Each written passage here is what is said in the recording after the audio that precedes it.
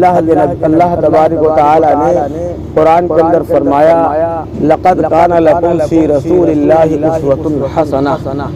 کہ بے شک تمہارے لیے محمد صلی اللہ علیہ وسلم کی زندگی ایک نمونہ ہے، ایک آئیڈیل ہے کہ جس طریقے سے دنیا کے اندر جو ہے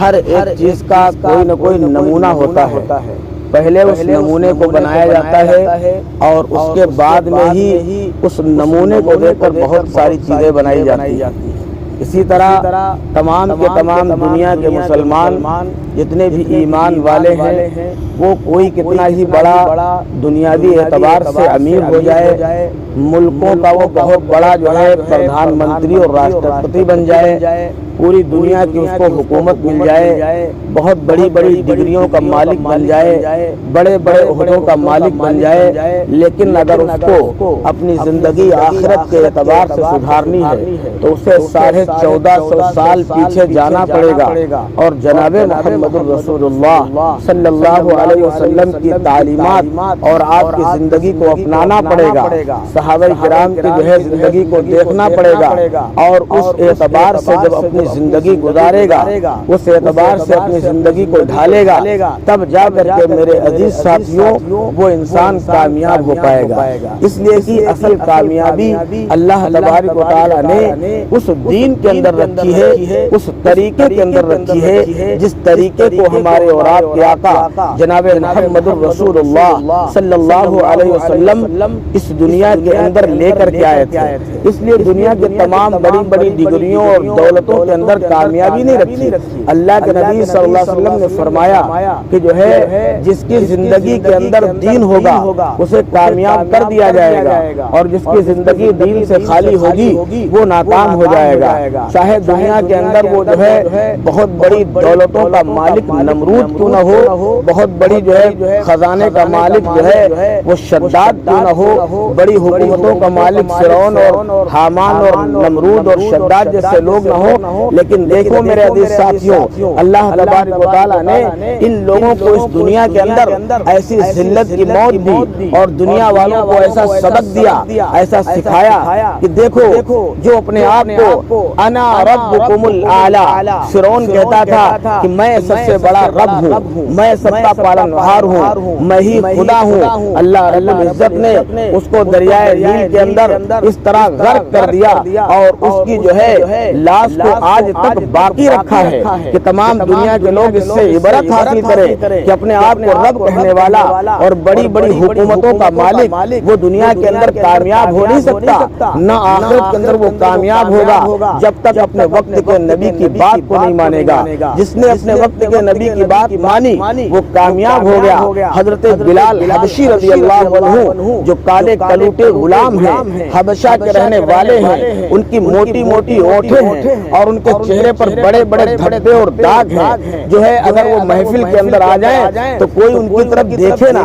ایسا ان کا چہرہ اور مہرہ بنا ہوا ہے۔ لیکن جب اللہ تبارک و تعالیٰ نے ان کو ہدایت دی، انہوں نے ایمان اور یقین کو اپنایا، تو جو ہے اللہ کے نبی بھی فرماتے ہیں بلال تمہارے جو ہے چلنے کی آہٹ جنت میں یہاں سنتا ہوں، اور آپ صلی اللہ علیہ وسلم نے آپ کو جو ہے اذان کی ایسی مطلب دعوت کی، ان کو ایسا عمل دے دیا ان کو کہ اگر وہ اذان دے دیتے تو پھر جو ہے ایک دم پورا کا پورا مدینہ جھوم جاتا، ایسی ان کی آواز تھی۔ لیکن جب انہوں نے اللہ کی بات مانی، نبی کی بات مانی، تو ان کے چہرے سے مطلب نہیں رہا، ان کے جو ہے ان کے تمام صورت سے کوئی مطلب نہیں رہا، ان کی غلامی اور غریبی سے کوئی مطلب نہیں رہا، بلکہ وہ اللہ کے نزدیک برگزیدہ بندے بن گئے اور صحابہ کرام کے سامنے آگے آگے وہ چلتے تھے۔ اس لیے میرے عزیز ساتھیوں، ہم اور آپ جتنے بھی ایمان والے ہیں، یہاں تک کہ پوری کائنات کے اندر جتنے بھی ایمان والے ہیں، سارے کے سارے ایمان والے اس بات کو جو ہے پورے وثوق اور پورے یقین کے ساتھ سمجھ لے کہ کامیابی اللہ تبارک و تعالیٰ نے دین کے اندر رکھی رکھی ہے۔ دنیا کے تمام لوگ جو اپنے آپ کے سامنے بہت سے بڑے بڑے لوگوں کو آئیڈیل سمجھتے ہیں اور نمونہ سمجھتے ہیں، آج ہمارا نوجوان طبقہ دیکھتا ہے جو ہے کوئی کرکٹر کوئی نئی چیز پہن کر کے آ جائے لوگ اس کے پیچھے لگ جاتے، کوئی ہیرو کوئی کپڑا پہن کر کے آئے لوگ اس کی طرف چل دیتے، کوئی کیسا بھی ہیئر اسٹائل بنا کے آئے لوگ اس کی پیروی کرنے لگتے ہیں۔ یہاں تک کہ ہم اور آپ روزمرہ کے اعتبار سے دیکھتے ہیں کہ امریکی اور مغربی تہذیب ہمارے اوپر بالکل چھائی ہوئی ہے، ہمارا گھر کا ماحول، ہمارے سماج جو ہے پورا کا پورا سب ایک دم دوسری تہذیبوں کا پابند بنا جا رہا ہے، اور اس اعتبار سے ہم اپنے تمام تقریبات کو ڈھالتے ہیں، تمام اپنے کاموں کو کرتے ہیں، لیکن میرے عزیز ساتھیوں ہم یہ بھول جاتے ہیں کہ ہم اللہ کے بندے ہیں اور جناب محمد الرسول اللہ صلی اللہ علیہ وسلم کے امتی ہیں، ایسے نبی کی امت میں ہیں جس نبی کو تمام نبیوں کا سردار بنایا گیا، جو خاتم الانبیاء ہے، جو تمام نبیوں کا سردار، جس پر نبوت ختم کر دی گئی، جس نے بتا دیا کہ لا نبی بعدی، اب میرے بعد کوئی نبی نہیں آئے گا، میرے بعد کوئی نئی شریعت نہیں آئے گی، میرے بعد کوئی نیا دین نہیں آئے گا، میرے بعد کوئی نئی کتاب نہیں آئے گی۔ اس لیے میرے عزیز ساتھیوں ہمارے اور آپ کے اوپر بڑی ذمہ داریاں ہیں۔ جب کوئی نبی نہیں آئے گا تو نبی کا دین قیامت تک ہم کو اور آپ کو زندہ رکھنا ہے، اس دین کو، اس کلمے کو، اس کلمے کی اشاعت، اس اعلاء کلمت اللہ کے لیے اپنے آپ کو قربان کرنا ہے، جان مال وقت کو قربان کرنا ہے، پورے عالم کے اندر چل پھر کر کے کلمے کی اشاعت کے لیے محنت کرنا ہے، اس لیے کہ اب کوئی نبی نہیں آئے گا۔ حجۃ الوداع کے موقع پر جناب محمد الرسول اللہ صلی اللہ علیہ وسلم نے فرمایا تھا کہ اے میرے صحابہ کیا میں نے تم تک دین نہیں پہنچا دیا؟ صحابہ نے کہا اللہ کے نبی آپ نے تو پورا حق ادا کر دیا ہے۔ تو فرمایا کہ جو ہے اب تمہارا کام یہ ہے، جو جتنے بھی لوگ یہاں پر حاضر ہیں، جتنے بھی صحابہ ہیں، اب سب کا یہ کام بنتا ہے کہ تمام کے تمام حاضرین غائبین تک اس دین کو اس طریقے کو پہنچا دے۔ صحابہ کرام سب کے سب ملکوں کے اندر چلے گئے، نہ جانے کہاں کہاں لوگ چلے گئے، یہاں تک کہ روایات میں آتا ہے کہ مدینے میں 10,000 سے زیادہ صحابہ کی قبریں نہیں ہیں۔ حجۃ الوداع کے موقع پر بھی 1,24,000 صحابہ کرام موجود تھے، لیکن 10,000 سے زیادہ صحابہ کی قبریں مدینے میں نہیں ملتی۔ تمام کوئی ہندوستان چلا آیا، کوئی امریکہ چلا گیا، کوئی انگلینڈ چلا گیا، کوئی فلسطین چلا گیا، کوئی مصر چلا گیا، یہاں تک کہ دنیا کے نہ جانے کتنے ملکوں میں صحابہ کرام چلے گئے اور وہیں پر ان کی قبریں بن گئی، اور اللہ کے نبی صلی اللہ علیہ وسلم کا لایا ہوا مبارک طریقہ اور آپ کا دین پوری طریقے سے جو ہے اس کی اشاعت کے لیے پوری قربانی کی اور محنت کی۔ میرے عزیز ساتھیوں اس طرح اس دین جو ہے قربانیوں کے ساتھ یہ دین آیا ہے، بہت ہی قربانیوں کے ساتھ۔ آج جیسا کہ ہم اور آپ دیکھتے ہیں کہ ہمارے سامنے جو ہے ماحول نہیں ہے، ماحول نہیں مل پا رہا کہ جو ہے نمازوں کی بھی پابندی نہیں ہو پا رہی، روزوں کی پابندی نہیں ہو پا رہی، دینی ماحول نہیں بن پا رہا،